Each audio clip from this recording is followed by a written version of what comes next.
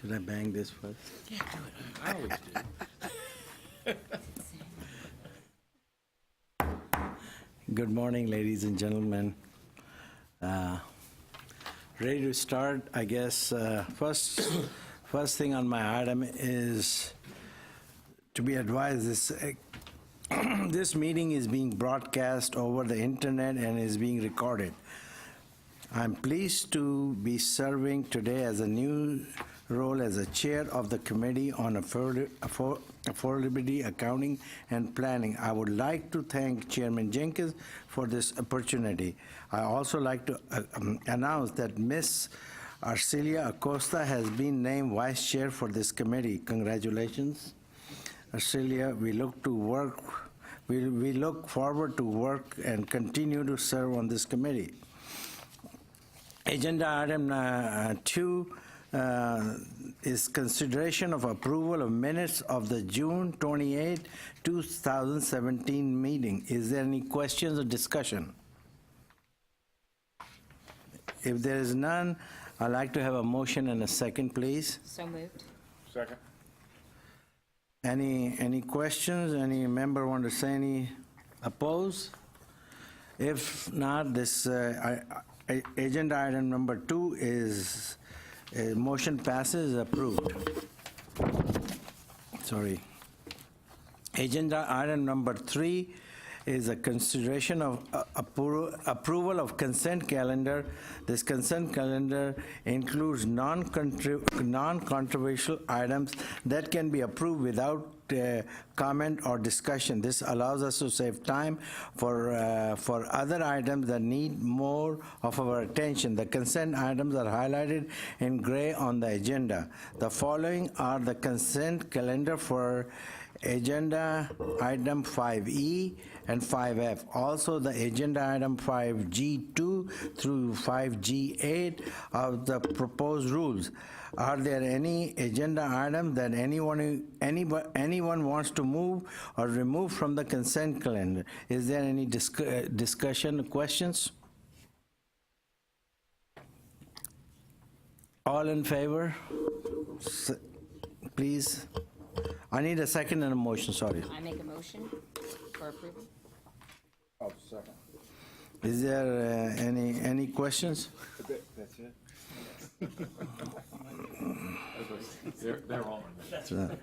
I guess this item, agenda item number 3 is approved. And we move on to agenda item number 4. It's a public testimony on agenda item relating to the Committee on Affordability, Accounting, and Planning.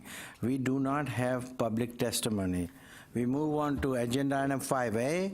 5A is a report on data highlighted 60 by 30 education population goal and interactive map.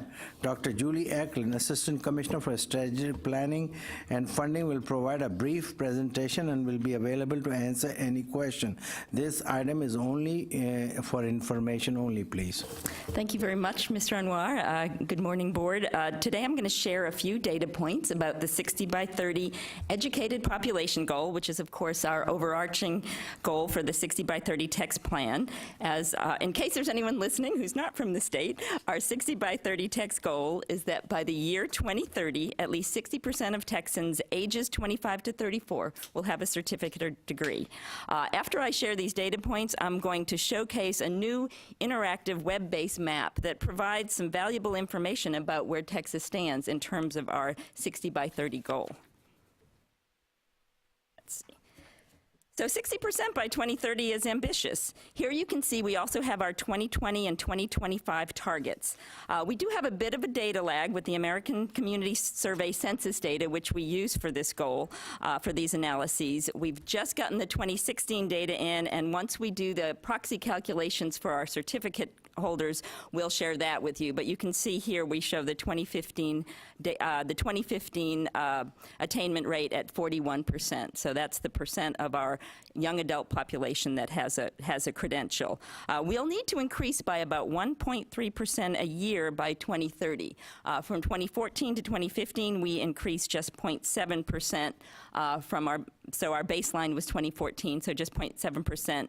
But in terms of looking at the preliminary data, it looks like we made a little more progress from 2015 to 2016, and we'll share that with you at the October board meeting. In terms of our male and female differences in attainment in our educated population goal, you can see there's almost a 10 percentage point gap for this age group. The gap did close very slightly in 2015 from where it was in 2014, just 0.2%. We also see large differences for this age group across our major demographic groups that we typically track. And for this data, again, we have a proxy that we have to use for certificate holders because the American Community Surveys data where we get the levels for those with degrees, associate and above, doesn't include certificates. So we have included a proxy, and it is an estimation, but I thought this was pretty striking data. This slide shows some of the regional variation in our educated population goal, and we'll be talking a little bit more about this later. Jenna Cullinane-Heggie is going to be sharing a little bit about our regional targets, and we'll mention and talk a little bit about these differences. But as you can see, we have almost a 20 percentage point difference between our region with the lowest educated population levels to the highest in terms of our credential earners. And now, I'm going to do a demonstration, which is really the star of this presentation, of our new 60 by 30 educated population map. And this was actually, I want to thank Mr. John Dinning, who's here to my left, and he's going to be driving today. And he works in the Strategic Planning and Funding Division, and also Mr. Ernest Yaquez, who has been working closely with John on this, and he is in our Academic Quality and Workforce Division. And they took a lot of initiative to put together this map. It is a dot density map, and it actually shows for 25 to 34-year-olds what the population looks like for different regions around the state. First, I'm going to have him go ahead and show you that we can overlay our 10 higher education regions over this map. Again, it's a very interactive map, which I think is wonderful, so that you can zoom in on different regions, so folks from our different regions can see where things stand in their region in terms of those with credentials or with certificates and degrees. Oh, and we actually have that planned, and we're happy to show. Oh, it doesn't even show on this. Well, we are going to zoom in there for you later on in the demonstration. Let me just say a couple things about this dot density map. It is the American Community Surveys data. We've been able to map it very specifically to census blocks, but we don't have data about folks who have earned certificates. They're included in the some college category, some college no degree, and those are going to be the folks represented by the yellow dots. In terms of the key, which you can see on the lower left, we have those with degrees, associate, bachelor's, and graduate degrees in shades of blue. And we have, again, the yellow is those folks who have some college, no degree, and I think that's an important category for us to look at, knowing how many students we have in the state who have started college but haven't completed. And then the red dots represent those folks with a high school degree or less. So this data really provides important insights for us and for our regional stakeholders. It helps institutions of higher education target recruitment and other efforts to their areas. And because we have limited resources and folks out in the regions really understand their areas better than we can, they can really understand down to the neighborhood level what's happening in their areas, and they know where their institutions are located, their campuses, their satellites. This is a really helpful way for them to go in and see, for the population we're targeting, what the education attainment levels look like. It can inform K-12 districts about the level of parental education in their areas. It can inform businesses about talent pools and potential market or training opportunities in their areas. And it can really help communities to calibrate their understanding, again, of the education levels in their neighborhoods. So I'm going to go back to the slides and just show you a couple of slides, and then we'll jump back into the map. I want to point out, okay, here we go. So I want to point out that we do see different concentrations of educational levels across and within regions. And also, let me mention that we handed out a two-pager to all of you. We're trying to put as much as we can of our data in this two-page format that highlights the map, and on the back it does zoom in on some of the metropolitan areas in the state. The example on the slide is Houston. You can see in the center of Houston a lot more folks with post-secondary degrees. As you move around the city, you can see some variation. In Austin, we see east-west. Where does this data come from? How do you know if a resident has a degree or not? So this data comes from the Census Bureau. It's from the American Community Survey, which folks are surveyed on a regular basis, on a yearly basis, through the Census Bureau, and information is asked about their educational background as well, demographics, a whole range of different data. And so we use the data for Texas overall for our educated population goal to know what the attainment is in our state. But they actually drill down for that survey to the census block level.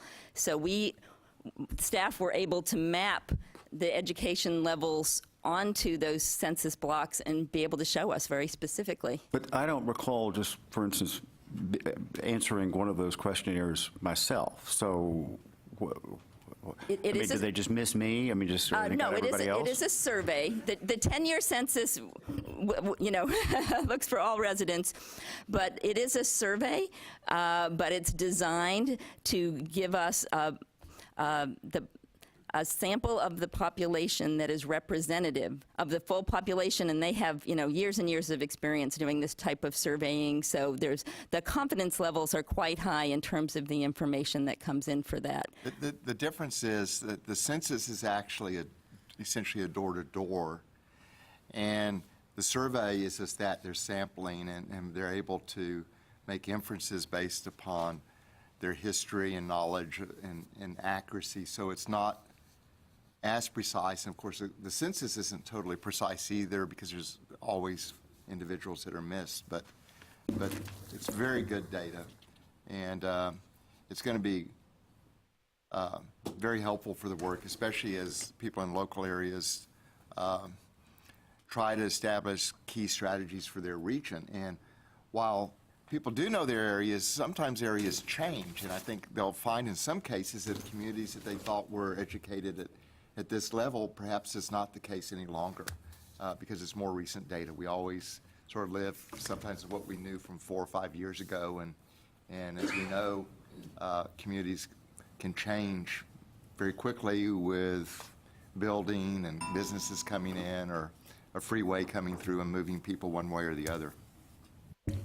So Julie, I have one quick question. Sure.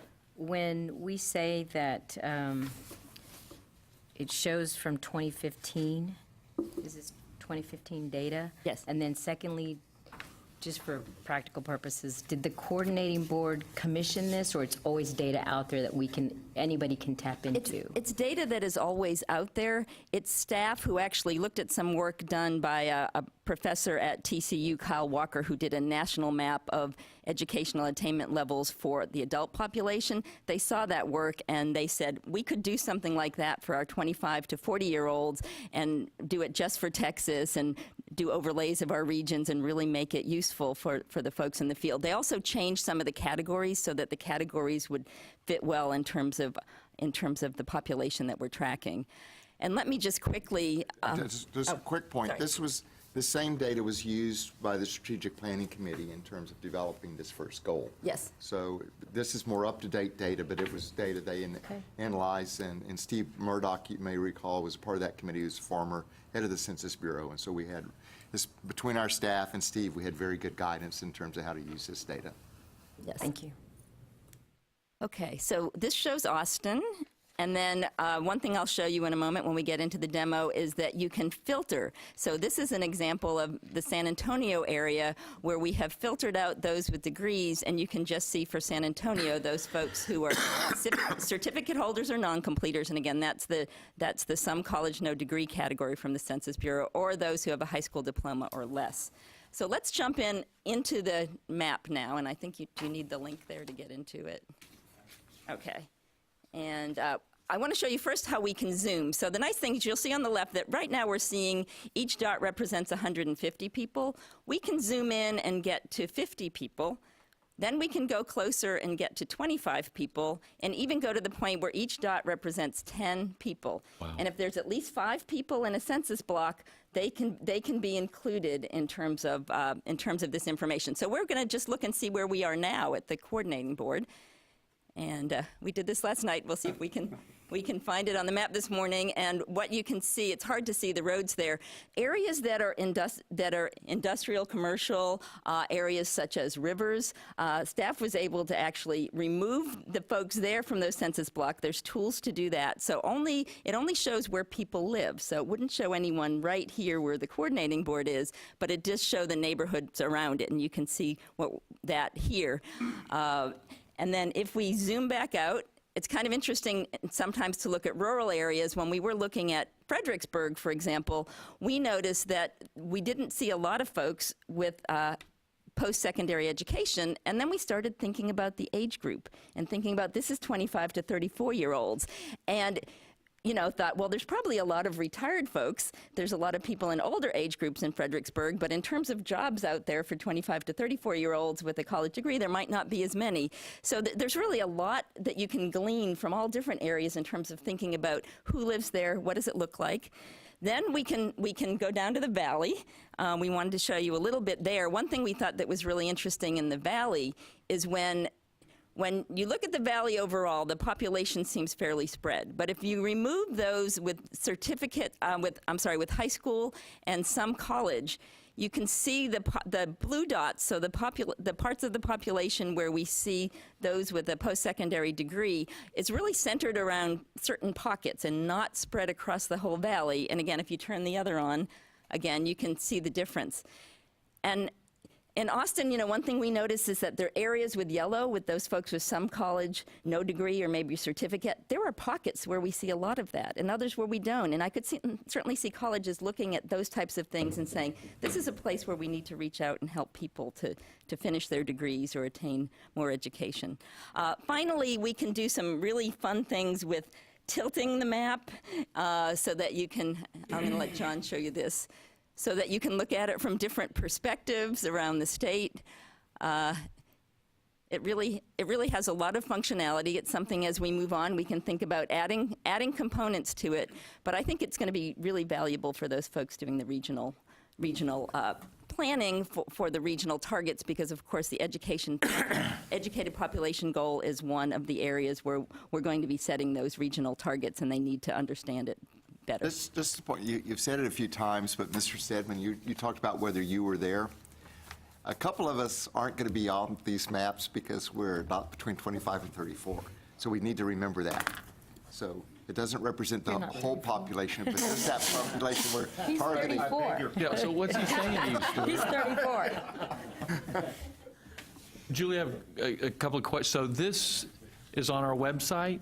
We are going to post the link to it now that we've presented it to all of you, and Okay. we're actually going to do, we have the 60by30text.com has a place to do hot topics. We're going to make this our next hot topic. So now that's what that I'm- we've shared it, that's we're going what to I'm put trying it to right get there at. for everybody. Yeah. I look at this, and obviously, yes, for the strategic plan and for educators and stuff, but I look at this from a business standpoint too, and really look at this as where is the educated workforce, and where would so I just think that chambers of commerce this is a recruiting tool that for certain areas can really say, there's great opportunity here, this is a great place to relocate your business to, we've got the workforce, because so much about everything we talk about is workforce development. And so having this tool available to the business community, I think, is a real important asset that we need to figure out, how do we let them know that this is available to them and that they could have access to it and can utilize it for planning. Wonderful, and we certainly hope we get folks from the business community involved in those regional meetings, and, you know, we're going to highlight that, of course, at those meetings, but any suggestions you have would be certainly appreciated. Well, even the folks in the governor's office that recruit industry into the state, it's probably something we ought to alert them to. David, that's exactly what I'm getting at, is that, you know, it's a very, very competitive world out there, and so just having these tools that people are looking to relocate to different areas in our state, or to expand within our state, it really is very valuable information, and really gives insight as to what workforce opportunities there are. Thanks, and I just, again, want to take another moment to thank the folks on the staff who did this work. They took a lot of initiative. They actually saw the other work that had been done and said, we can do that for Texas, and it took quite some doing, so thank you, John, and I don't think Ernest is here, but we really do appreciate your efforts. They identified it. They didn't have to be directed. This is a Yes. case of good work flowing up when staff identifies opportunities and informs their division head, this is something we could do. So it's even better because of that. Thank you. Anybody has any questions? I mean, I find it interesting that of the 10 geographical columns, 7 of them are below the state's average. So you're actually moving on to the regional presentation, so maybe we, oh no, you're looking on our slide. Okay, thank you, yeah, and I apologize. Yeah, I think we have, you can see the very high numbers in some of our metropolitan areas. And so because the populations are higher in some of those, again, I shouldn't say the very high numbers, but they're higher than some of the other areas. If you look at Central Texas, and let me get this open. So if you look at the Metroplex and Central Texas, and the Gulf Coast, that's where a very large majority of the population is in Texas. So the fact that they are over the state average really pulls up that state average. And you're right, many of the more rural regions do not have as high percentages. And as a state, I guess that 41% would put us about, that would be in the bottom half of the United States, correct? Yes, we are low, and in fact, when we were practicing this presentation, I think it was Ms. Battles who asked what it looked like in some other parts of the country, and I looked, and for example, for the Boston metropolitan area, not including certificates, they were at about 55%, right. and they probably would be at about 60% now if you had a way to add certificates up there, Right. because of course we proxy that. So even some of our metropolitan areas are lower than other comparable areas in the country.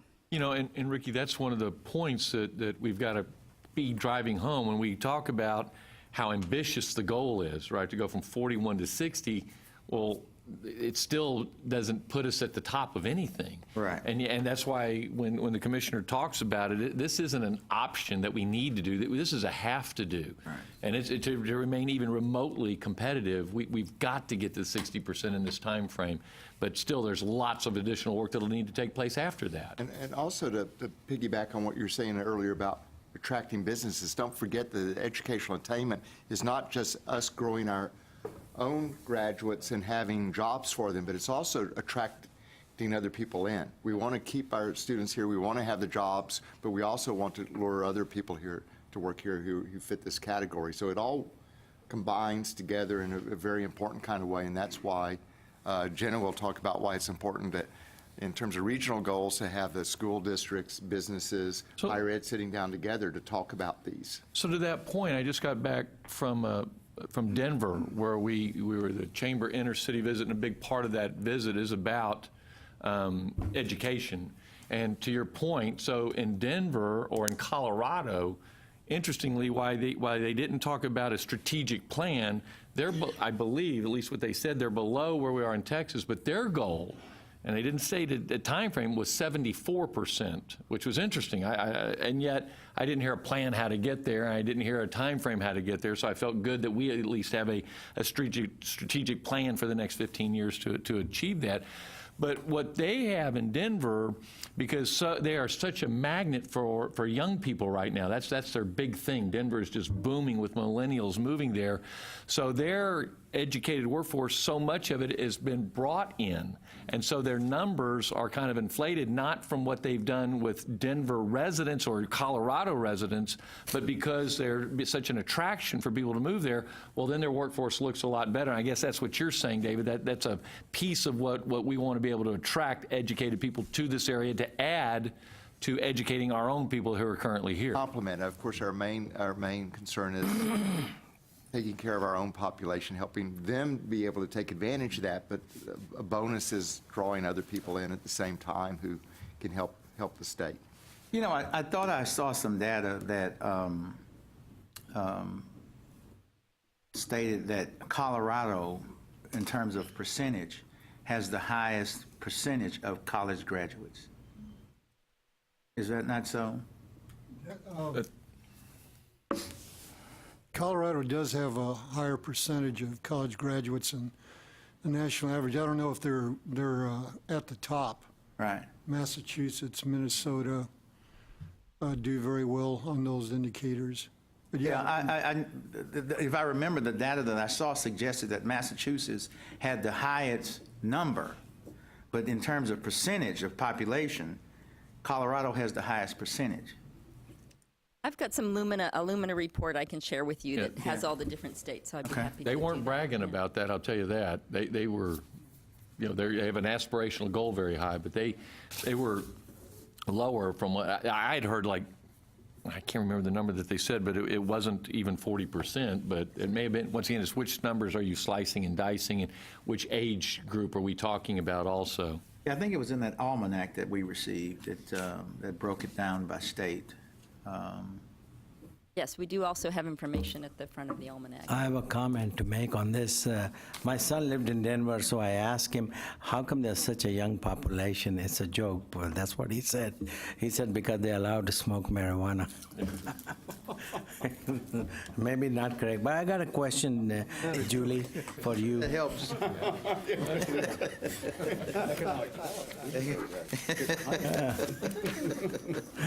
I'm sorry, I shouldn't have brought it up. Well, it is $1 billion business, right? Yeah. Anyway, this chart you show 10% difference between male and female, and then you see the bottom chart. There's a huge difference between different ethnic groups, and I like what's the reason this yellow one is so high compared to everyone else. Okay, have you done a research what they teach their kids and why they're so like 84% or 82%, you know? And One thing I will say about this is this looks different. The gaps are larger than when we look at our completion numbers by race ethnicity, where our gaps have actually gotten smaller. So I think this illustrates the fact that we have a lot of people coming into the state, so that in migration, I don't know that that's balanced across race ethnicity, across demographic groups as much as we would like to see. And so I think that might be some of the difference here. We have a lot of students who come here to Texas for higher education and stay as well from other countries and other states. So I think we do see some. This data was interesting to us, and we'll dive into it a little more for you and see if we can give you some sense of what gaps are happening because of our higher education differences and what are related to that in migration. But some of them are related to in-migration based on the data I've seen so far. thank you. There is also a higher completion rate for students who are native to Texas from the Asian American population as well. Yes, So those absolutely. combined. We do see these differences for our completion rates as well. They're just not quite as pronounced. Okay, I guess we move on to agenda item 5B. Dr. Jenna Hagee, Deputy Assistant Commissioner of Strategic Planning and Funding, will provide a brief presentation and will be available for question. This item is for information only.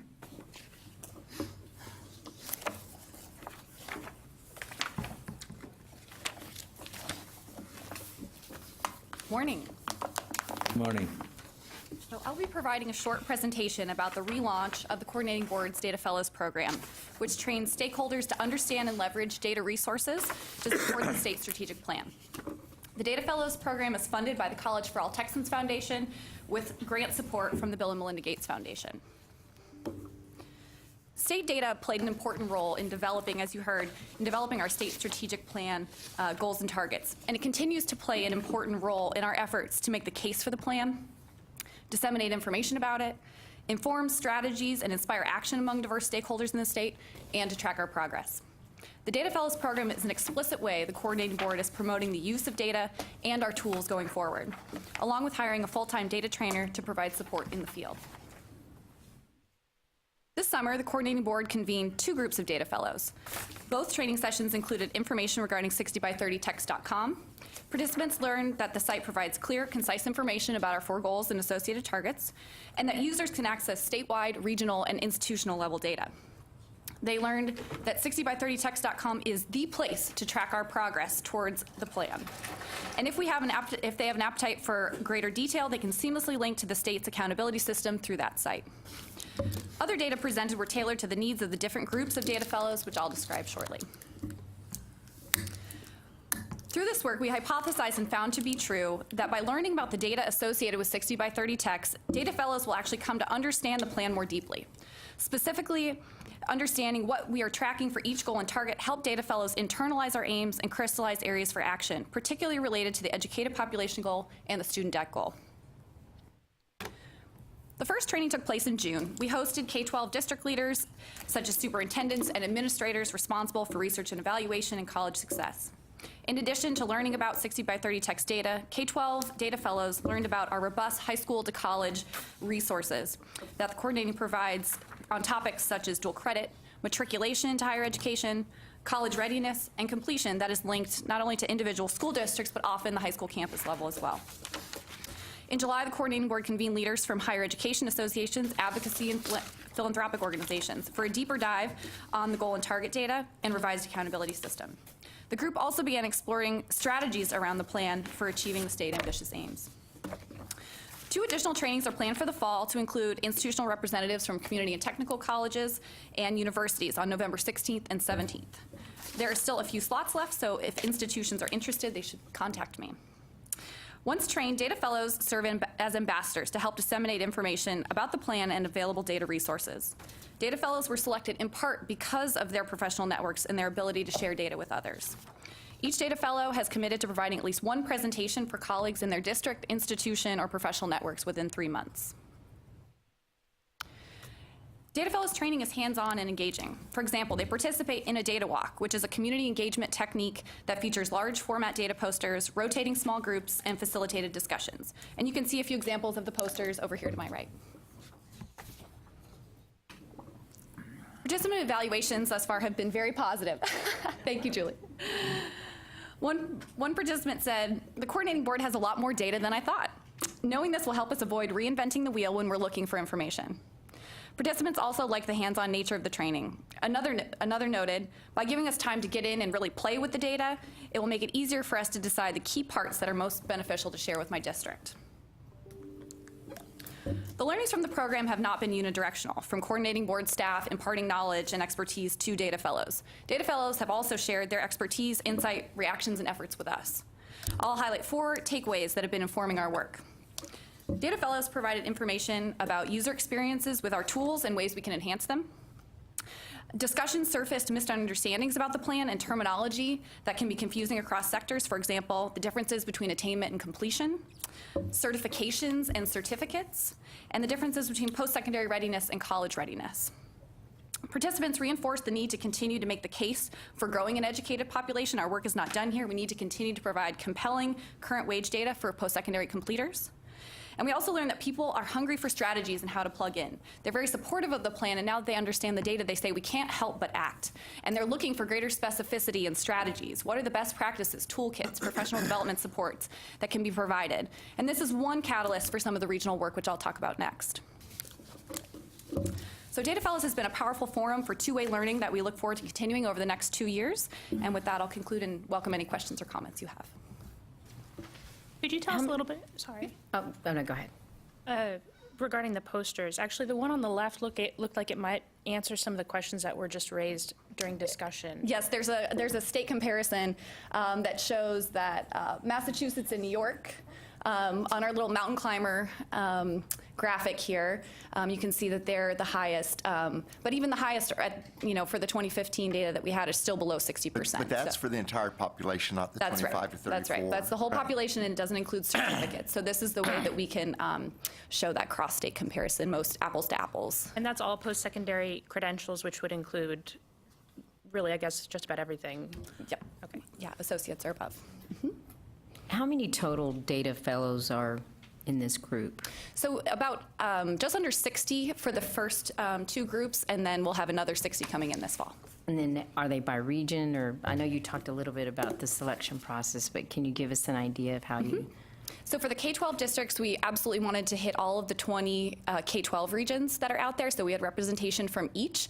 We really looked for large districts, as well as some overlap with some of our programming. The Texas Regional Alignment Network is a program that we run, so we wanted to connect the dots and make sure we had representation across some of our kind of strategic partners. For the higher ed group that included the associations and philanthropic and advocacy organizations, we really looked broadly to say, who are the groups that, especially for the associations, institutional researchers, the chief instructional officers, the folks who bring together the registrars. We wanted to hit each of those kind of key networks, so there would be a knowledgeable person in those associations, in those networks, who could then share with a really broad cross-section across the state. Okay. Any other questions? Thank you, Dr. Heggie. Wonderful presentation. Thank you. We move on to agenda item 5C. Is consideration of adopting the Commissioner's recommendation to the Committee for approval of the process for setting regional targets for selected statewide 60 by 30 goals and targets. Dr. Jenna Hagee, Deputy Assistant Commissioner for Strategic Planning and Funding, will provide a brief presentation and will be available for questions. This presentation will include a review of preliminary regional targets, initial plans for statewide rollout, including a starter kit for the region and early outreach activities. Okay, thank you. So next, I'm going to return to the topic of establishing regional targets for 60 by 30 techs. Through this approach, we aim to foster shared ownership with regions, institutions, and others in the state to help translate our big goals into coordinated action. I appreciate the enthusiasm for the approach that I heard from members of the board last quarter, and now bring the regional target process to you for approval. So I previously made the case for regional 60 by 30 text targets. In brief, we aim to empower workforce and K-12 partners, community leaders, and the broad higher education ecosystem to meet state objectives.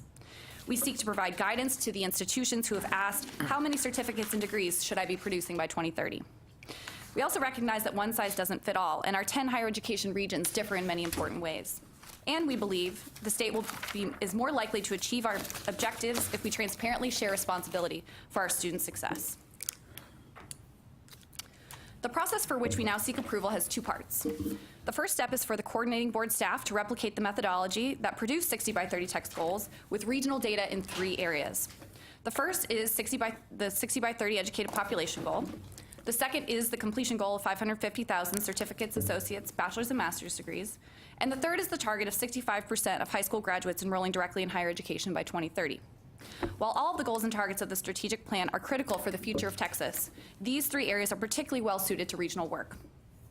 In the second step, higher education regions will be asked to bring together institutions and other stakeholders to identify at least one powerful strategy for each of the 3 target areas. We will also ask them to set their own numeric targets by institution for the completion goal in 2020, 2025, and 2030. I'll now quickly review the results of our preliminary analysis. Here are the regional targets for the 60 by 30 educated population goal. To be clear, every region must grow the education levels of their population significantly, and we would love to see every region stretch to 60% attainment.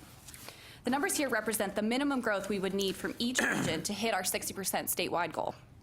The regional projections you see for 2030 range from 47% to 70%.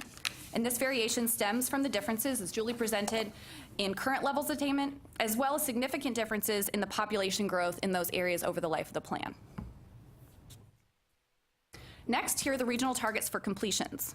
We utilize the current proportion of public, independent, and career school enrollment in the regions to divvy up future growth.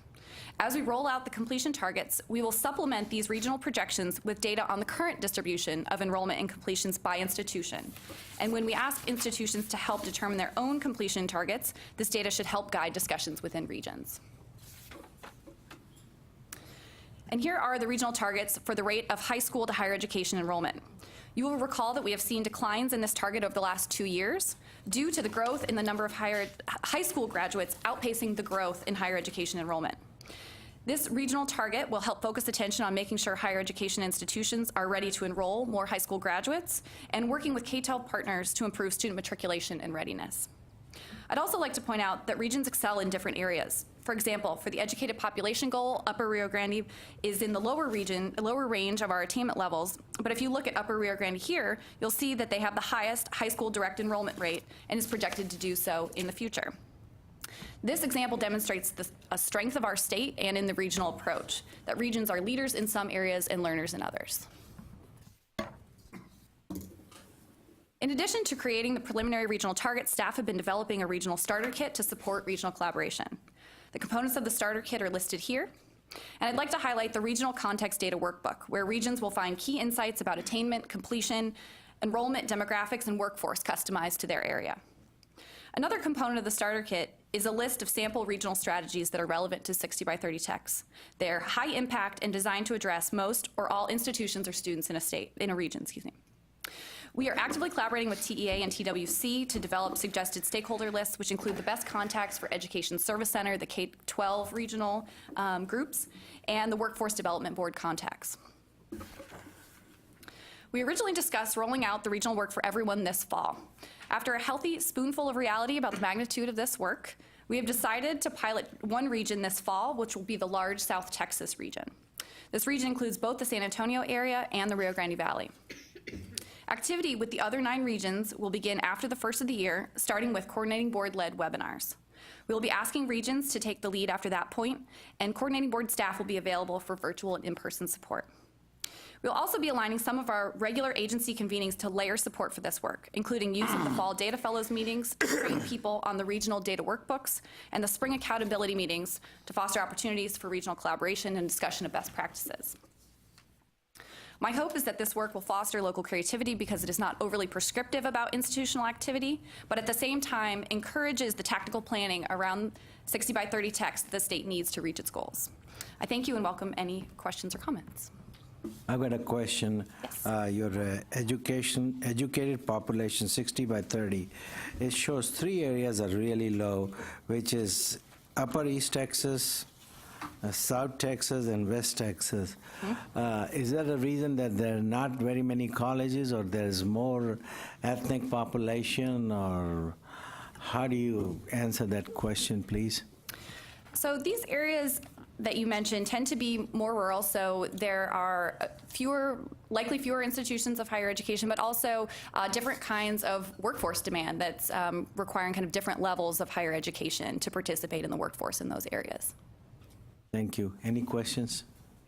I have a, Is it, I was looking at these numbers, and is it reasonable to infer from these data, for example, the Metroplex, which has the highest percentage of young adults with a certificate or degree, and yet, if you go back to the slide on college-going rates out of high school, they're very low. Does that reflect the migration of college-trained individuals into the Metroplex? I would say so. I think the major metropolitan centers, their attainments are boosted by the migration.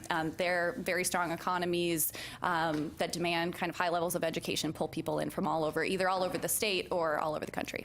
It would seem that Dallas has been particularly successful in attracting well-educated young people. Yep, the Metroplex and then Central Texas are both very high and have benefited from that immigration. And if you look at, in terms of our flagship institutions, are in Central Texas as well as Texas State University, very large. We have some large institutions of higher ed where folks come in and they stay because there are job opportunities. Go ahead, Stuart, you gotta go. So that's an important point because, you know, unlike some of what we were talking about earlier, this represents people actually that are completing degrees from institutions in that region. And so they could flow elsewhere. They could, the educated population, it includes the things Jenna was talking about, the inflow. It reflects the outflow. You know, Upper Rio Grande, recall, they're so close to the border, they actually have people go a few miles and they're in another state for a job. They may come across the border. So when you're close to a border, it complicates the analysis. But Right, and I just want to clarify, so for the educated population goal, it's everyone who lives in that particular place, all the residents in, for example, the Metroplex, compared to the completion goal, which is about the institutions that are in that region and the completions that they provide, whether students stay there or not afterwards. So what, the West Texas or El Paso region, you know, Woody Hunt, I guess in particular, got behind a group, right? And I'm not sure if it, so in other words, in each of these regions, how do you get people together and who are you going to get? Is this just the institutions of higher education and that's who gets together to come up with a plan? I mean, obviously the K through 12 and high school completion, I mean, it sounds like a, so just walk me through kind of the procedural, you know, methodology in getting all these people together. So we're organizing, we've done outreach to TEA and TWC, and I'll say that they have been very interested in. What is that? It's the agencies for Texas Education Agency, which is the K-12 agency, and Texas Workforce Commission, representing workforce interests in the state. And I have talked to them.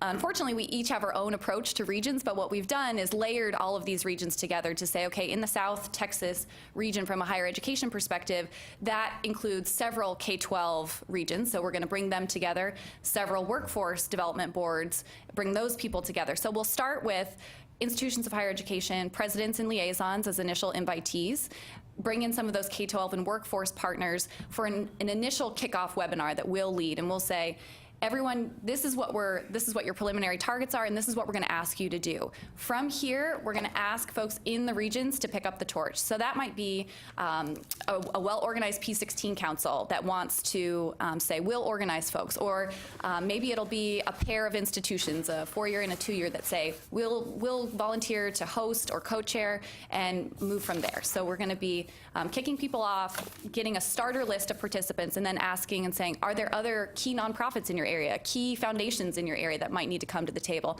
And we'll look to regions to identify those people. Or you know, I don't know, chambers of commerce or, you know, business leaders. I mean, so this is really early in this process because ultimately you're going to have to find 2 or 3 or 4 champions in each region. Right. Otherwise, it's just going to be a lot of talk. You've got it. And so you'll see in this regional starter kit, we're putting together something that will offer suggested stakeholders. So here are some people that we're going to recommend, and then here are some types of people, chambers being one of them, that you might want to include if that's an important player in your region. Add to that, where one of you are in the region, we will seek advice from you. So, for example, today we're going to be talking to Dr. Frias and Mr. Steen about South Texas, following the committee meetings today about advice to go along with what Jen has already done in terms of who to bring in for those regions and any other suggestions they might have. To be clear, we cannot do this alone, and we will need champions in each region who want to do this work and partner with us, and we'll support them as much as we can. But so the other thing that I get the region thought, but I mean, it also gets broken down specifically to institutions. Right. And them having a clear understanding of what we've got to do to contribute to the overall number of that region. And are we being real clear? Are they setting targets and goals by individual institution to achieve that for the region and thus the state? So part of this starter kit, again, will be kind of a submission form that says, here are our 3 big strategies for each of the areas, and then an area where by institution you would actually lay out your completion targets. And so we are rolling this out to you all first. We'll be providing more information directly to institutions as we go forward to make sure that is very clear. But what we're hoping is that we're saying, okay, as a region, you've got 30,000 completions you need to get to. So working out amongst yourselves who's growing a lot, who's not growing a lot, what's the art and the science between these targets to say what is ambitious and appropriate for each institution to contribute. So does an institution make some kind of commitment to a number? I mean, that they're kind of held to, and that they have a goal that they're really working toward? I mean, do we put that, out there for everyone to see? We are asking people to submit it to us. We haven't talked about dissemination, but within the region, absolutely, this is going to be transparent. Right. We want people to know what they're aiming for. And, leaders have talked to me and they said they're really excited about this. They want clarity around what they should be aiming for. Well, I know that the commissioner and I made a presentation to the University of Texas system, and I was very pleased and impressed. They were really wanting to know specificity as to what do we have to do within the University of Texas system by institution. And I really felt an enthusiasm and support for the overall goals for the state, but they really wanted to know what's our part to help achieve that. And so that's the kind of feeling I want to see, that we're able to get other institutions to feel that level of commitment and participation, that they're part of this overall for the state, and what's my piece to achieve that. Right. Exactly. I should add that the commissioner came back and asked us, because the UT system or region asked about that, we are going to be providing them with some targets for their institutions. And frankly, as a part of that, the staff are going to have to consider other institutions, because all these, they work together in an important kind of way. And but the importance of the regions is that from our work from years with enrollment forecasts, we've learned that many institutions have no idea what anyone else is doing. And they often, an example I will give from many years ago was when multiple institutions said they were going to get every high school graduate from Laredo, and that was part of their forecast for their enrollments, and it just was not going to happen. And so there are things that are known locally that are known far more than us, but there are also things that we know because we work with multiple institutions and with different kinds of data.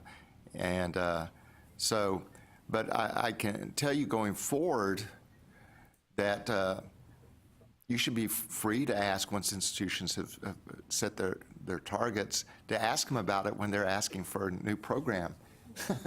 These are ways that the board has the ability. I know with closing the gaps in the early days, and the board quit doing it, but it was very effective initially when the board would say, well, we see this, but we notice you're not doing as well on this target for males. We didn't have one for males at that time, but would ask that, how does this fit into your plans for this new program to address this particular issue? If there's no further discussion, I'd like a motion and a second, please. So moved. Oh, I can't. I'm not on the committee. I'll make the motion. I'll second.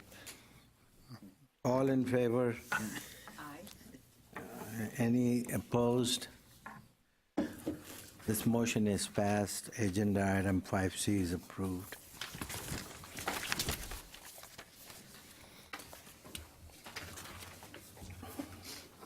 Agenda item 5D is a report to facilitate projects that were submitted to the coordinating board.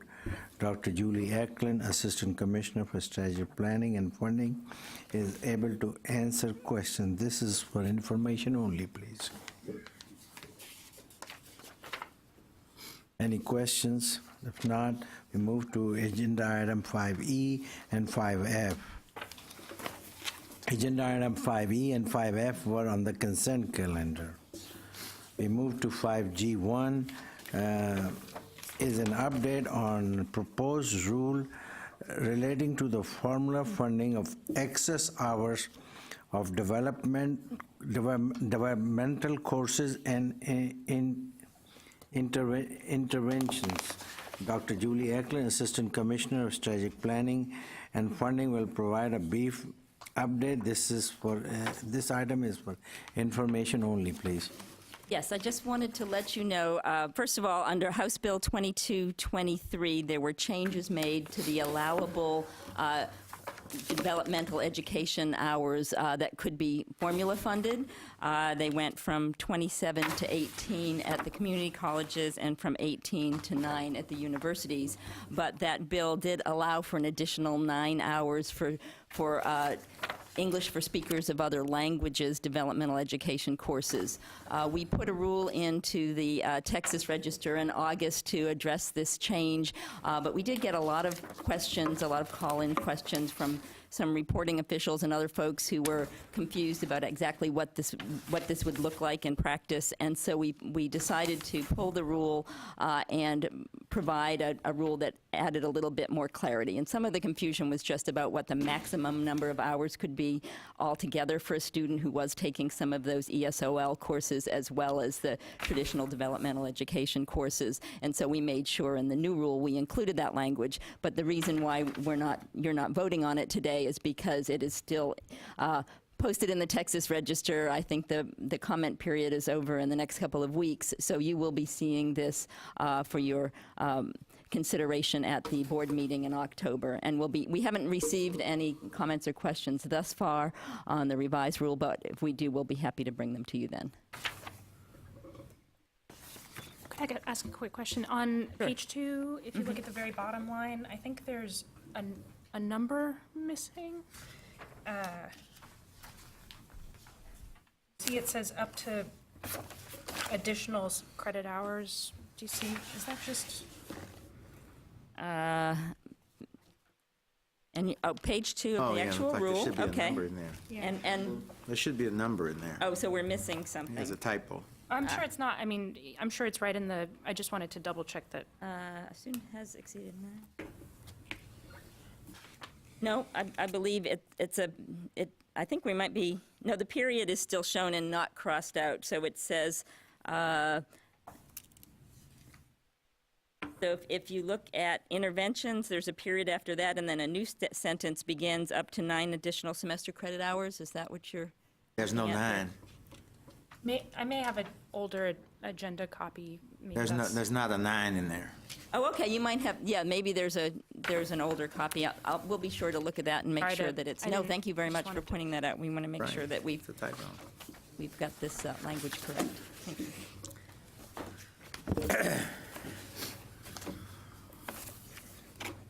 I guess we move on to agenda item 5G2 through 5G8. We're on the consent calendar. We move to agenda item 5H. 5H is adjournment. I need a motion and a second, please. Make a motion. Well, thank you, ladies and gentlemen. This committee is adjourned. All right, so right now, we're going to take a short break to allow staff a couple of minutes. We're broadcasting this, and so we need to change the broadcast for the special called board meeting. So we'll set that up. So probably 3 to 5 minutes should be sufficient, and we'll reconvene as soon as I get the thumbs up. So we're going to have the board meeting now? All right.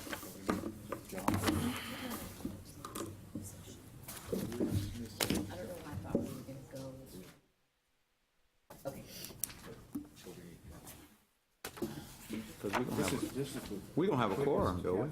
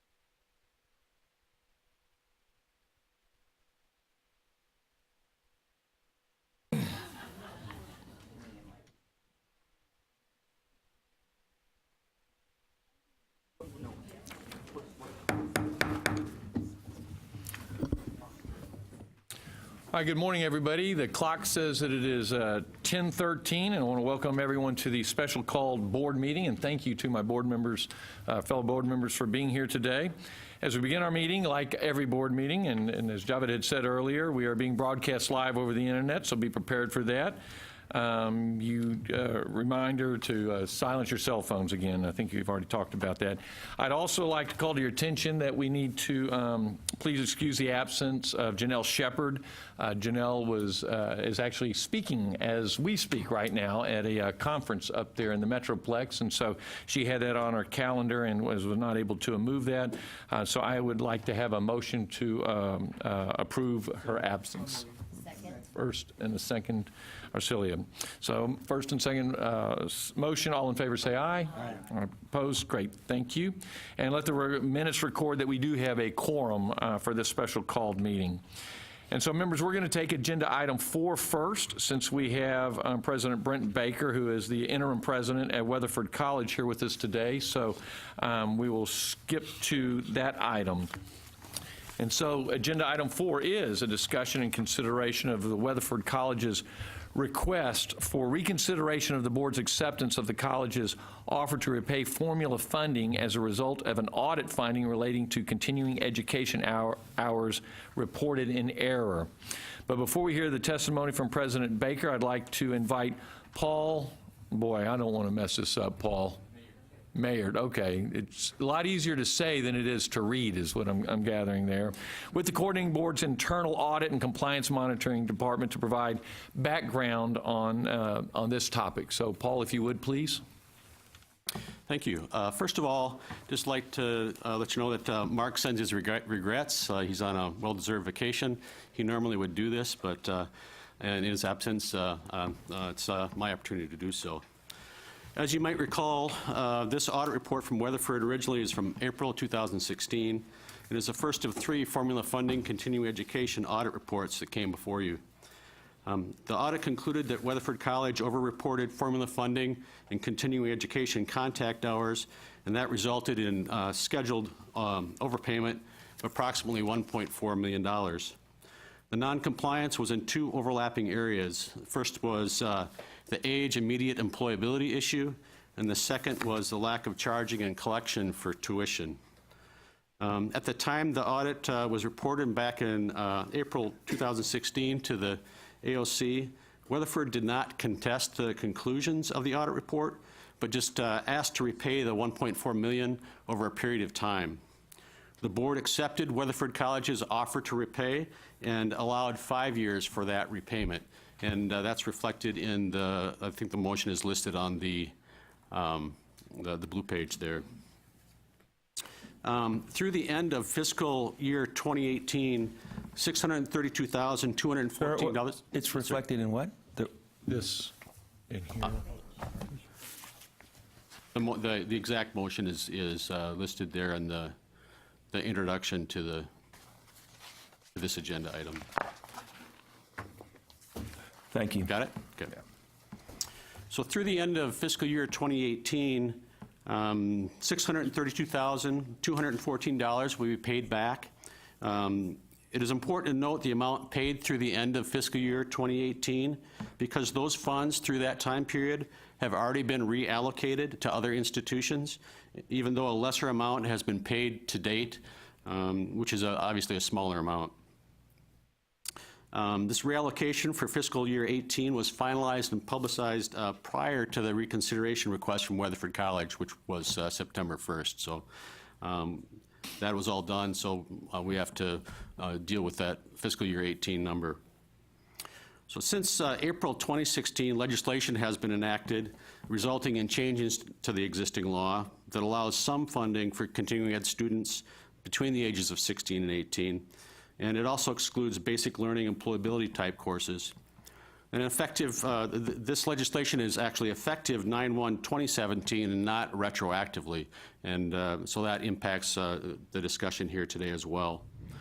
And also the legislation refers to grade level of students rather than age, and our data is based on age rather than grade level. So we can reasonably approximate what the effect of the new legislation would be had it been retroactive, but it's not precise.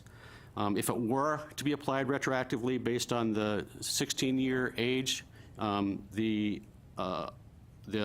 non-compliance would be reduced from approximately the 1.4 million to approximately 508,000. And that number is noted on the chart that I handed out. And with that, I'll move to that chart. You should have received a single page. Have it? Yes?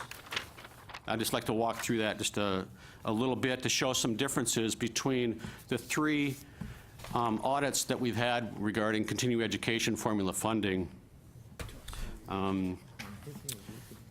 If we start at the top and work with... Let's make sure that does everybody have it in front of them? Okay. Paul, before you go Sure. over that list, would you kind of tell the committee what year the Tyler and the South Texas, what year were all of these? Are we talking same? They were all based on Timeframe? they were all based on the 2016 base year. Okay. So they're all in the relatively the same time period. The audits just the timing was a little bit different on the audits themselves. Okay, so as we work across that chart and we look at Tyler Junior College, you can see that the percent of hours for students under 18 was approximately 7%, and that's 7% of their continuing education population for formula funding. And for under 16, it was 1%. If you recall, Tyler Junior College actually was collecting tuition. And then the employability type courses was not a factor there. That wasn't part of what they were talking about.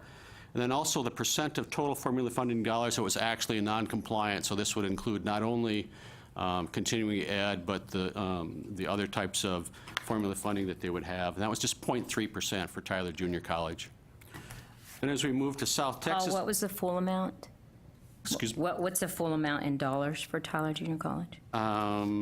The amount was around $90,000. I have the exact amount, if that's of non-compliance. Mm-hmm. Yeah, it was 80-some thousand, if I recall, 80 or 90,000.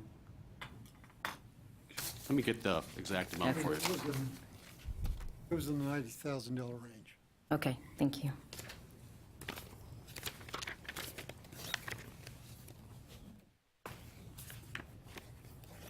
Maybe I don't have that. It's okay, Paul, that's fine. Please continue. Okay.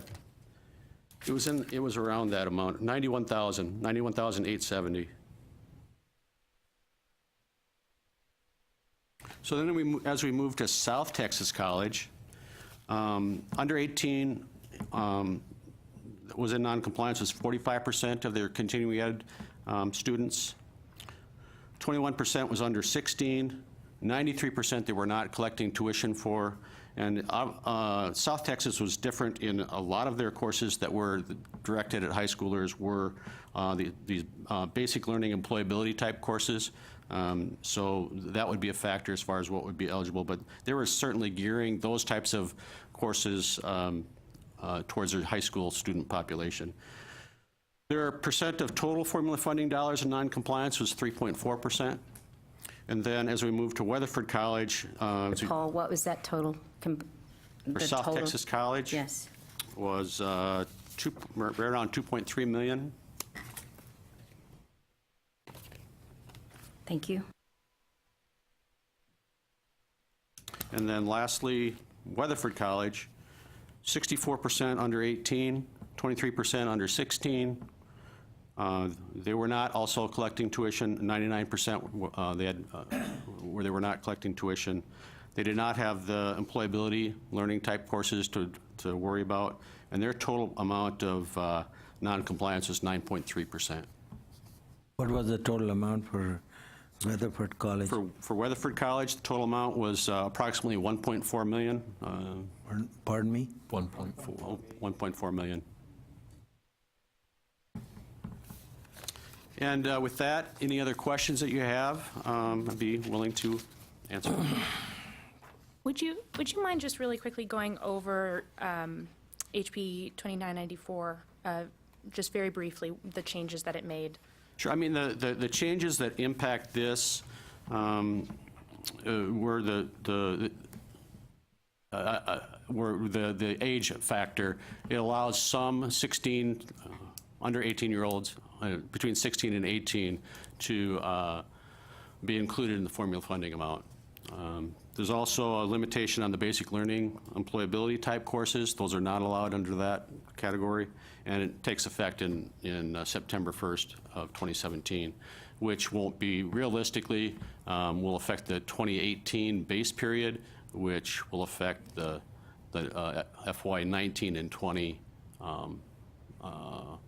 payments to the schools. What about payment of tuition? How did it affect that? Payment of tuition in, I'm not. Well, you got that as one of your categories there. You know, you're emphasizing no tuition paid. Oh, I'm sorry. Yes. It also affects that in that it allows that for the students between 16 and 18. If they're eligible for continuing ed under the new legislation, the schools are allowed to waive tuition, which they were not allowed to do before. Ricky? Thank you, Mr. Chairman. I refresh my recollection, but look like I recall that, is this the matter where Weatherford reached out to us and requested a negotiated settlement? No, that was South Texas College. Okay. In this case, Weatherford College, in their management response,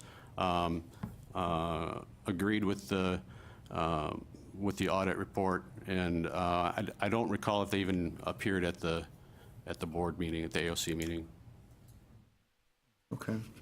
For some reason, I thought there was some discussion about this at our last board meeting, but maybe I'm wrong. The last one that was before the board probably was Tyler Junior College, and the one before that would have been South Texas College. This was the first. John? Were there any students under the age of 16 in this category or no? Yes, yes. For Weatherford College, 23% of the students that we looked at were under the age of 16. And so those students, even under the new legislation, would not be eligible for continuing education. And that amount is the $508,000. That's the dollar amount that would reflect an approximation of what that would be. So we did, just to summarize, we did the audit. We determined that they needed to pay us back $1.4 million. Yes, sir. And they agreed to do that. There was, and so far they've paid back $632,000. Is that correct?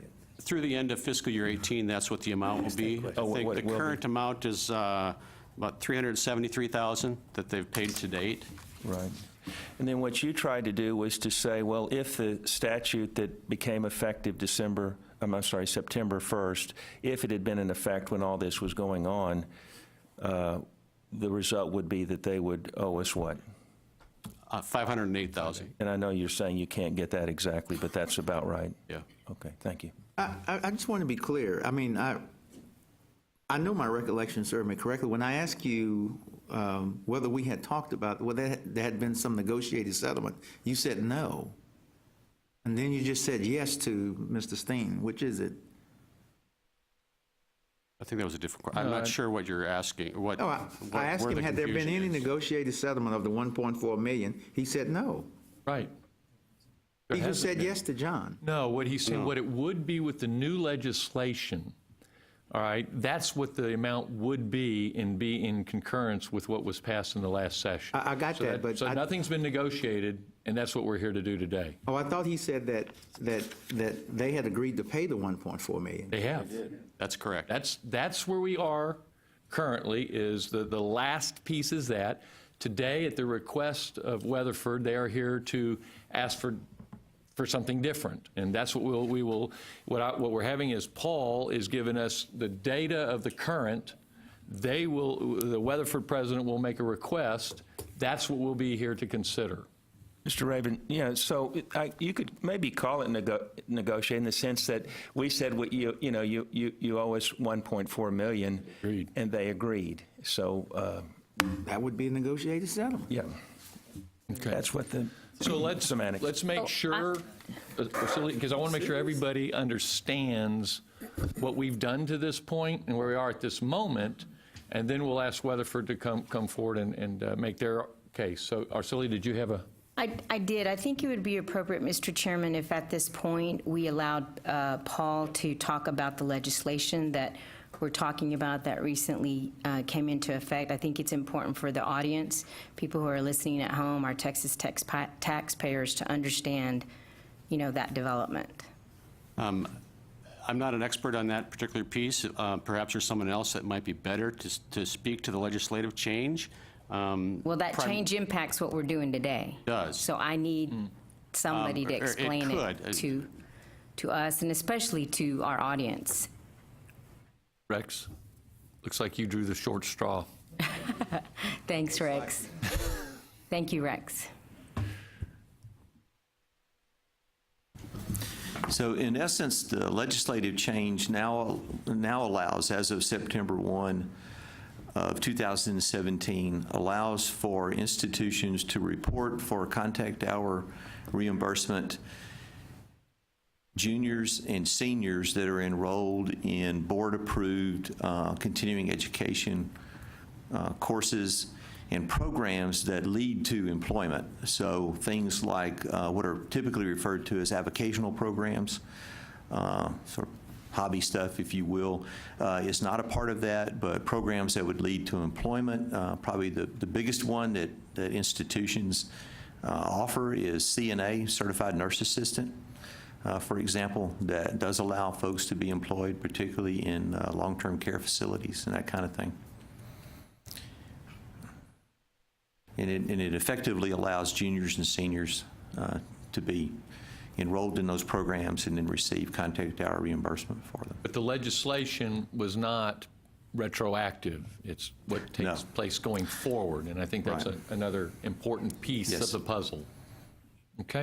All right, any other questions that we could ask of staff before we invite President Baker up to make their presentation? Paul, Rex, thank you very much. And please be available for additional possible questions if needed. And so at this time, we'll invite President Baker with Weatherford College to the microphone to present their position. President Baker, thank you for being here. We look forward to your comments. Thank you very much, sir. It's a pleasure to be here. My name is Brent Baker. I was appointed interim president of Weatherford College in June of this year. I'd like to introduce to you our new board chairman, Mr. Max Smith. He was named board chairman this summer. And this is Dr. Andrew Cantrell. She is our senior vice president of administrative and financial affairs. And first of all, I want to thank you for the opportunity for being here. As you know, we did send a letter back this summer, and we had a good conversation with Dr. Paredes. I want to thank you for that, Dr. Paredes. And he invited us to come down and speak. He didn't have to do that. And you didn't have to accept Baker, that either. is the letter you're referring to, is it September 1st? Yes, sir. Okay, and this Yes, is one sir. in our... Correct. So he didn't have to accept that, and you didn't have to either, but we thank you for allowing us to be here today. And I want to start by saying something very important for us, that on behalf of Weatherford College, I want to apologize to you today. It's one thing to misinterpret the law to try to educate students. It's another thing to have a broken relationship with this board, with the commissioner, with his staff. And I commit to you that that will change starting now, and it already has changed. Thank you for allowing that. We have had a change in leadership. We have 2 new board members. We have 2 new board members on the way. We have all new officers, including Mr. Smith, and an interim president. So that has given us a chance to sit back and think about our approach to a lot of things at Weatherford College, this being number 1 on our list. We talked about House Bill 2994. You spoke about that earlier, and yes, that did spur us on to make this request. But honestly, we're not here to justify anything we've done. We are here to ask that you help us. We believe in your 60 by 30 TX initiative. We think it's a wonderful goal. It's a difficult goal, but it can be achieved, and we're asking for your help, humbly, today. And what I'd like to ask you to do is, if you would allow us to have a portion of those funds to be withheld to establish some student success initiatives at Weatherford College, not to go back into our general fund, but to be earmarked for very specific student success initiatives at our institution to help reach that 60 by 30 TX goal. Some of the items we've talked about and are ready to do: number one, recruit and retain minority students. A major part of 60 by 30, working within guided pathways. Honestly, it's one of our weaknesses, and we'd like to get better at that. Number two, focus on marketable skills with new programs that are high demand programs, such as logistics, American Sign Language, surgical tech, and possibly others. And number three, increase our services to veterans. We've had a 10% increase in the number of veteran students that have come to our campus in the last year. And as you know, there are additional issues there. They need help. They need psychological counseling. They need academic counseling. They need specialized help. And we'd like to do that and become a big part of their success as well. We're open to other suggestions from the board or from the staff. And honestly, whether or not you decide to grant our request, we still commit to you that we will be a part of the solution for you for 60 by 30, and we will restore that relationship with you. We'd be happy to answer any questions that you might have. Members? Mr. Baker, you mentioned that you have a new board. Is that what you mentioned? We have 2 new board members, and we have 2 to be appointed to our board. And what is the makeup, diversity-wise, of that board, gender and race? Currently, we have 4 females and 3 males. And Mac, help me here. We don't have minorities on our board currently. Actually, right now, we have two male and 4 female. We only have 6 members. That's true. We're down to a 6-member board right now. That's true. Thank you. Thank you. That's okay. So how is your board how do you get to be a board member? You get to be a board member by being elected. It's an elected position for 6 years. Do you run at large? Yes, sir. Yes, sir. May I ask, Mentioned there's some, excuse me, but you mentioned, so you said elected, but you also mentioned that some were to be appointed. Well, in the last year, we've had some vacancies by resignation, and so when that happens, there's an interim period when you're going to be appointed, and then you'll stand for election. And we also have a new board position that has been created by the legislature from Wise County. And the Wise County Commissioners Court will appoint that board member to serve a 2-year term. That's a special board position created by the legislature.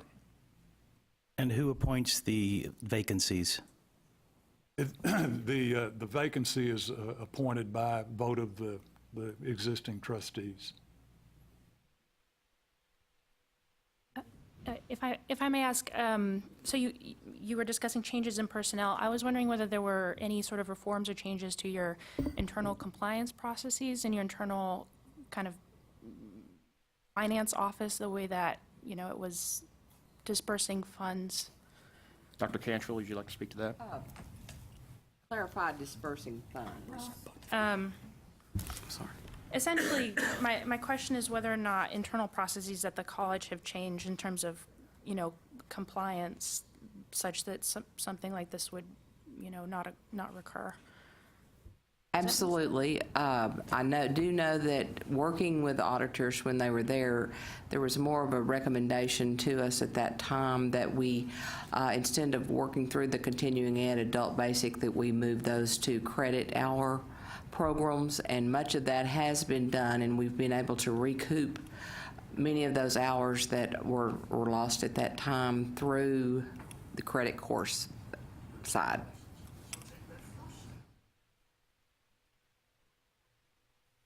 So, Mr. Baker, I have a question on the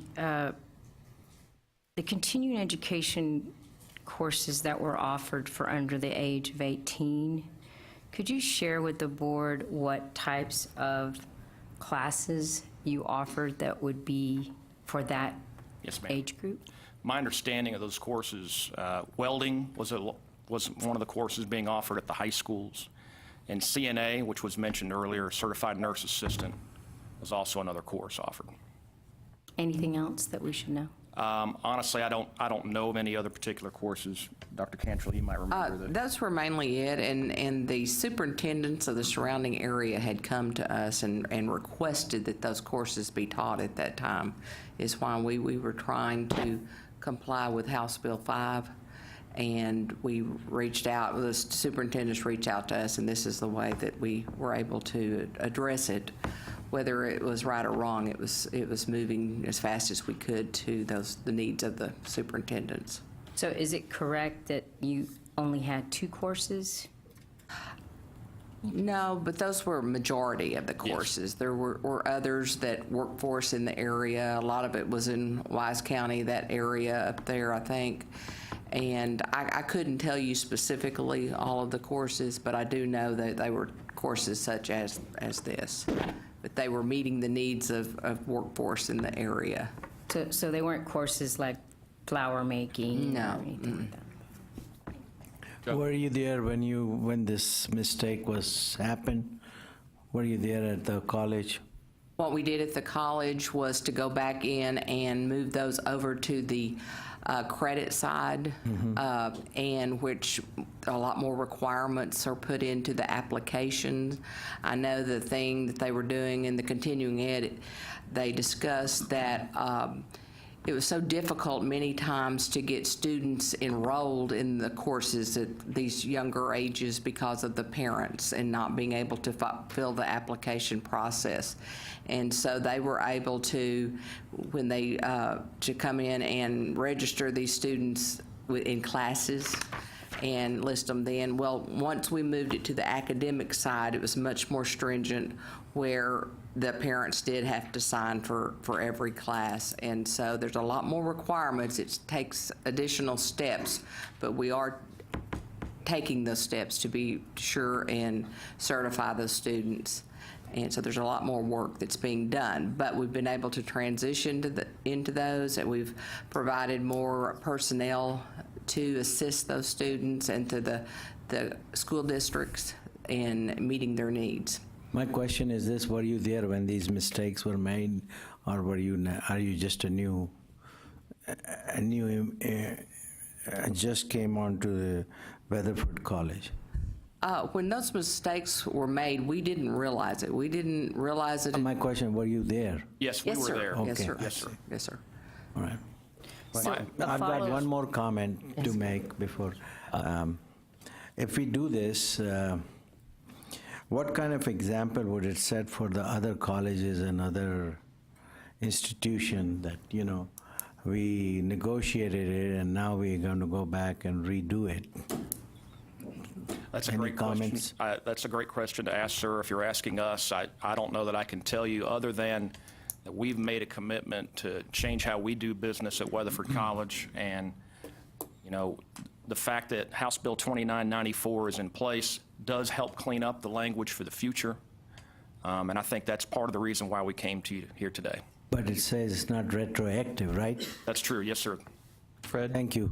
Yeah, I'd like to know a little bit about the responsibilities of the board. That's why I brought my previous question up. How long have you had the vacancies, those 2 vacancies? We've had one, excuse me, we've had one vacancy for about 3 months now. And then, of course, the other vacancy that has been created by the statute that allowed Wise County to have a board member, they're in the process of putting that board member, they're appointing that board member. I think they're going to get that done by December. We're in the process right now of putting another trustee in place. We have a meeting next week to actually vote on that and fill that vacancy. Okay, now does the formula funding, you obviously have some of the reports to the board, these issues. How often does that occur? Typically, I'm going to say every couple of months or so. And nothing came up during those meetings? Now, when this came up, there was an active discussion about this, and I'm not one to make excuses, but what actually happened was we had a board makeup that favored one course of action as opposed to the one we're doing now. To answer this gentleman's question, we've tried to take this head on now to deal with what was a problem at the time that shouldn't have been there. The attitude about that audit and what was going on was just not handled right. That audit was stopped, and it shouldn't have been stopped. And then later on, when we had the opportunity to come down and talk to the board and try to explain our position, we didn't take advantage of that. I'm not sure that that would have been a good idea at the time, because I think the attitude we have now is more appropriate in my mind for the way to handle this. So the changes that are being made, right now we're in the process of putting together, we've just opened bids for providers that are going to be helping us select a new president. And so we feel like we're 3 or 4 months away from hopefully getting that done. We're trying to correct a lot of things that in my mind have that need to be corrected. Now, how long it goes back, I've only been on the board for about 3 years, and I feel like that our job is not to be running the administration. Our job is oversight. Our job is policy. Our job is to make decisions that are appropriate for a board and not the administration or on down the line. Yeah, that brings up my question. Who do you report to? Who are your constituents as a board? Constituents are the voting public. That's right. Yes. And so how often does your board meet? Our board, good question. Our board was meeting every 2 months, and that has been straightened out. We're meeting every month now. And so you're meeting monthly, but yet you haven't filled the vacancies. well, we're trying to do it very carefully. We used a little bit different approach on that. We actually had, I think, about 6 people who came and spoke about wanting to serve on the board. So we're trying to make an informed, good decision about who that new board member is going to be to make the 7th one. As we said, the 8th member is going to be placed on the board by Wise County, and which is a good thing for them. And they can't take office till December 1st, I believe. Sometime in December is when the Wise County board member takes office. And when's the next election? Election's in May. May. 2019. Ooh, Every okay. other year. All right, thank you. Sure. So it's not directly related to this issue, but I want to ask you or bring up again something Mr. Acosta said. So you have an opportunity now to appoint how many board members? We're going to appoint one next week, and then we're going to get another board member from Wise County, and Wise County will actually appoint that member. The Commissioner's Court will appoint Yes. the Wise County board member. So give us your thoughts on appointing that in terms of, it seems like you've got a lack of diversity on your board. Would you agree with that? I don't know that I don't know about that.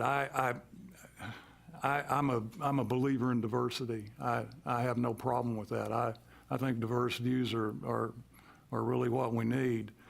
We haven't had as much diversity on the board from just attitudes. I think that's underway to be corrected. I don't know what the answer to that is, sir. Well, we can move on to the issue at hand, but it's something for you to think about. Well, It's an opportunity for you, Yes, don't you think? I couldn't agree more. Thank you. No, I certainly agree with that. President Baker, so we've got the request, as I read it, is that you're requesting the board to reconsider. What would your request be? Could you give us any more specificity as to what you would like that reconsideration to be? Yes, sir, I can. Our request would be that you would consider at least a portion of what we have not yet paid to be used for those student success initiatives that I talked about earlier. Right. So, and I've got, and that's, I think that's an important point to make clear. of what that money would be utilized for. Yes, sir. Which is, I commend you for that thought process.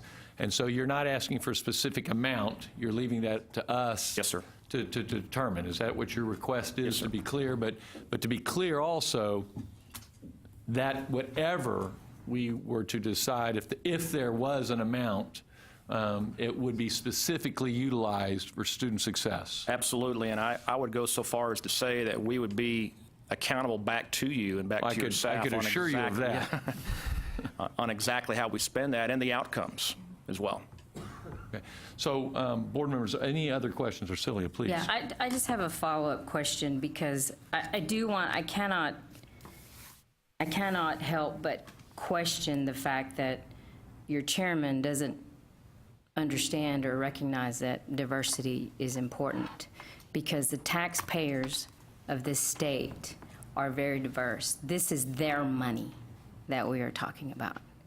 So I have to then, I'm going to leave that point, but I want to encourage you, Mr. Chairman, that you have an audit chair or a finance chair, and that there be some internal controls in terms of how you manage the finances or the audits that are performed, because that is a part of governance, and it's a very key, important part. So, for example, it is hard for me to see how you saw this influx of students and income coming in the door, and no one questioned where that was coming from, whether it's under 16, age under 16 or over, it doesn't matter. My point to you is I cannot stress enough that we're talking about taxpayer money. Thank you. Yes, ma'am. Thank you. One question, Mr. Chairman. Mr. Baker, or Dr. Baker, other than yourself, are you the only person that wasn't there when the decision was made by the board then to pay back the money? Well, to clarify, I was there. I was the Vice President of Institutional Advancement, handling fundraising and marketing and alumni relations. So I was there. This isn't an area that I was involved with on a daily basis. And so obviously our previous president is no longer there. We've had a couple of changes within the continuing education area as well. Our dean has retired since this time. So if that answers your question, we have a vice president of instruction that was appointed a year and a half ago, something like that, Mike Indy. Mm-hmm. And so that's how the makeup of our administration is right now. So asked differently, everyone was there that made the decision to agree to pay back the money to the coordinating board, but the former president? Correct. Thank you. That's all I have. John. Mr. Baker, so you agree that we settled this? Yes, so sir, I that agree. That you don't, your college has no recourse against us? No, sir. You're just here today to ask us to consider this on some other basis. It's not any kind of a legal... No, sir, not at all. Okay, thank you. We didn't provide anyone to come to your board at the time. House Bill 2994 is part of the reason we're here today, but no, we have no legal recourse. And so to be clear, I think these numbers are close, and you can see from your handout here, the payments through 2018 would total $632,214, right?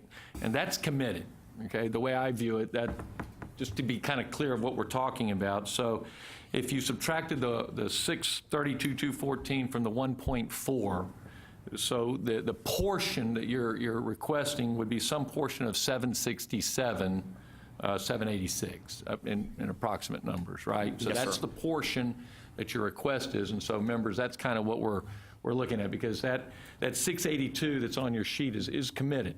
So that's gone, and so the request then is for that kind of consideration. So without any other specificity, if there's no other questions, I would be looking for a motion to do that, to not the amount, but to consider it, and then we can decide what that amount would be if you're willing to even have that conversation. Would we, just a question, would we want to talk about this in executive session? So that would need to be, if we had a legal question to ask counsel, that's how we would handle that. It would have to have a legal piece of that.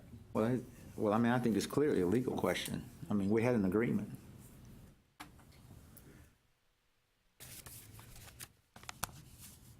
So if, I think if you would like to ask that we do that. Well, let's hear from our general counsel, if that's all right.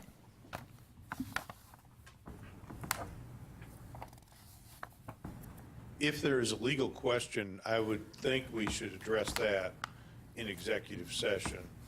If there's a factual question, I think we should stay right here. Right. And that's what I'm getting at. If you, yes, it's illegal, but it's really not, Ricky, from the standpoint, they're not coming back with this is a legal technicality, this is something like that. This is, from the way I understand it, and as it's been presented, is that this is a request. The thing that has changed substantively is that there's new administration, and then significantly also is House Bill 2994.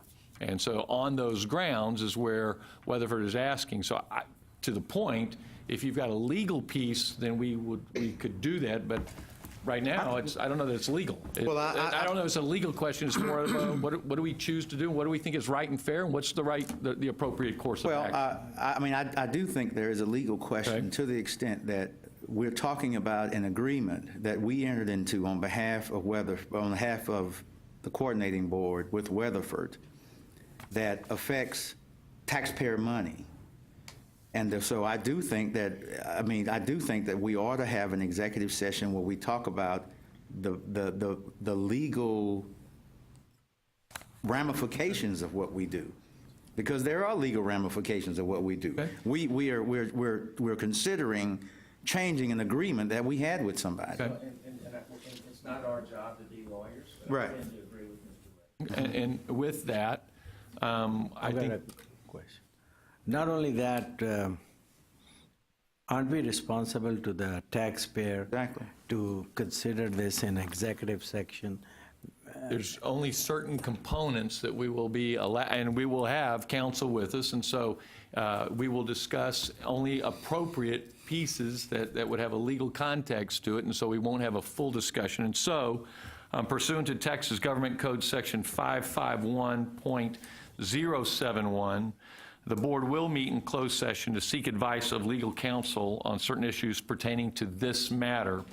No other business will be discussed before we reconvene in open session. The time is 10:56, and so we will adjourn for... One more question before you leave me. Okay. I've got a question. How many board members or how many administrative people were fired or let go because of this mistake? None. You didn't let the previous board members were fired or administrative, like, vice president of finance or you didn't let any one of these people go because? No, sir, and like I mentioned earlier, we've had quite a change in leadership since Yeah, that I time. understand that, but, because they left on their own, or were they told that you made a mistake and, you have to leave? We didn't, no one lost their job because of this. All right, so we will reconvene after after we go to executive session. Once again, the time is now 10:57. We stand adjourned.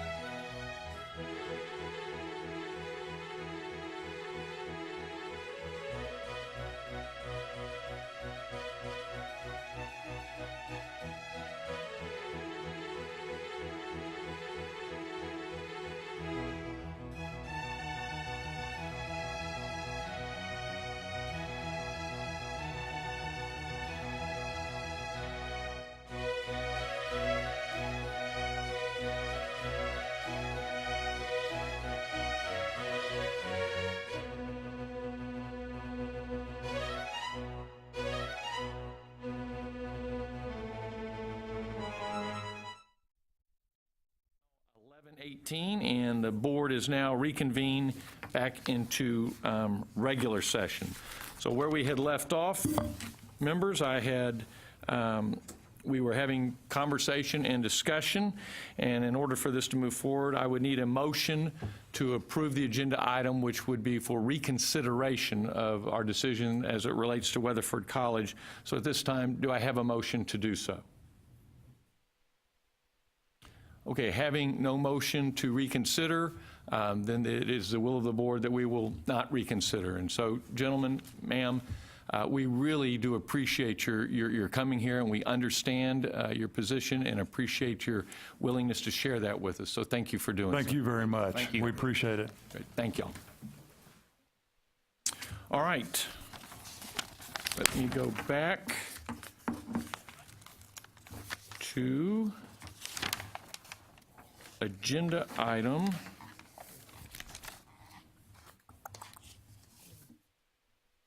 number 3. Am I right? Am I right? Okay. It's consideration of increasing, wait, nope. I apologize. We are going back into executive session. Thank you. Yes, there it is. Agenda item 2 is executive session. The board will meet in closed session to deliberate the following matter pursuant to Texas Code Section 551.074. The board will meet in closed session to discuss the performance evaluation of the commissioner. Again, no other business of the board will be discussed before we reconvene in open session. The time is now 11:20, and so we will go into executive session again. Thank you. So everyone has, and you're joining us.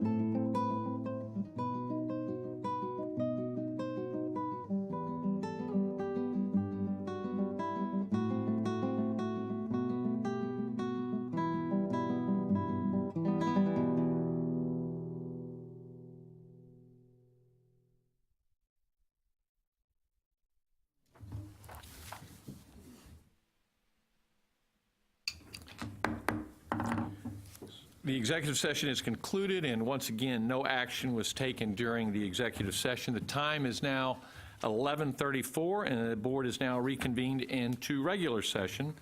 Item 3 is our next agenda item, which is consideration of increasing the commissioner's annual salary from $205,160 to $212,137 in accordance with the 2018-19 General Appropriations Act, Section 3, Paragraph 3 through 49. I probably didn't read that right. Mr. Chairman, I move for approval. I have a motion. I have a second. We will take some discussion now. Yes, I'd like to make a comment. I have been around quite a few places. I've never seen such an talented gentleman for this job. I take my hat off, Commissioner, for doing a wonderful job. Thank you. Thank you very much. I appreciate that comment. Fred? Yeah, Commissioner, always very well organized. You are not only a leader here in Texas, but nationally, and so we really appreciate all the work you do and your staff, because I think, as you'll be the first to say, your staff is very helpful, but we do appreciate, and we're fortunate to have you as our commissioner. Thank you. We've got a wonderful team. I was very pleased that my evaluation, which I read while you were in executive session, mentioned some of the excellent colleagues that I have: David Gardner, Linda Battles, Ken Martin, and that's just the tip of the iceberg. So, John Wyatt, I better stop because Now you're in trouble. You better. Now you got to mention it. Yeah, I think from my perspective, maybe the most meaningful or most significant contribution you make is that, having joined the board after much of, many of the statutory, authority was stripped, you make this agency way beyond, what the statutory authority is. And I think that's probably, from my perspective, your impact on higher education, your impact on the legislature, your impact on just thought leaders in Texas is just extraordinary, and it's all because of you. Any other comments? John? Just to mention that we did go through an evaluation process, and I think it was very, very helpful. And if you read you said you've read your evaluation now. Yes. So anyway, it couldn't have been better. It was excellent. And so thank you for your motion, Ms. Acosta. And I think it's who seconded it?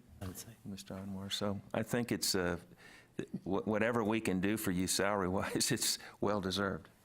And I'll take this moment, too, if there's no other comments, to also thank you, John, for your work on the evaluation and bringing that together. I think it's important that we have this, a good structure with this, and you've provided that for us, and I greatly appreciate it. And to all of the board members, thank you for your participation in this. This is one of the most important things that we do.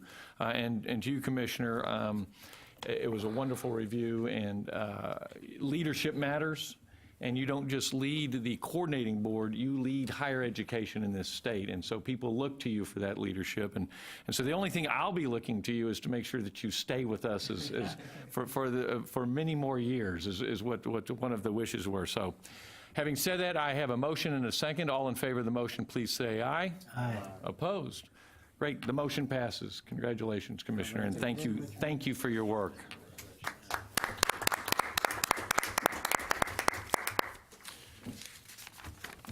Agenda item 4 was discussed earlier in the agenda, and so this now concludes our specially called board meeting.